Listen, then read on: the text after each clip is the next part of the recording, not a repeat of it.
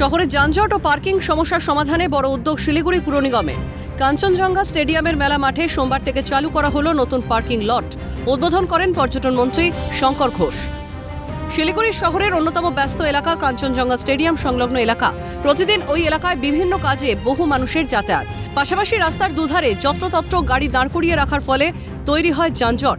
এই সমস্যা মোকাবিলায় প্রশাসনের তরফে এই বিশেষ উদ্যোগ। এদিন পর্যটন মন্ত্রী শঙ্কর ঘোষ বলেন, প্রাথমিক স্তরে এই পার্কিং লট শুরু করা হলো, এখন কর্পোরেশন আর ট্রাফিক মিলে কাজটা করবে। পরবর্তীকালে কমিটি তৈরি করা হবে, পুজোর আগেই কাজ শেষ করা হবে। এটা প্রাথমিক স্তরের উদ্বোধন হলো। আমরা 15 দিন ট্রায়াল রান দেব। তারপরে এই সময় সিভিক ভলেন্টিয়াররা দায়িত্বে থাকবে, কর্পোরেশন ট্রাফিক মিলে কাজটা করবে।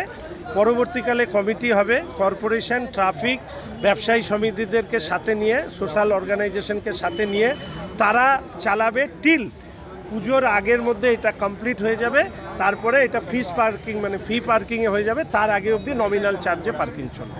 নতুন এই পার্কিং চালু হওয়ায় শহরে গুরুত্বপূর্ণ ওই এলাকায় রাস্তার উপরে গাড়ি রাখার প্রবণতা কমবে এবং যান চলাচলও আরও স্বাভাবিক হবে বলে আশা করা যাচ্ছে। নতুন পার্কিং লট চালু হওয়ায় খুশি স্থানীয় বাসিন্দারাও। স্নেহাশিস সরকারের রিপোর্ট, ক্যালকাটা নিউজ।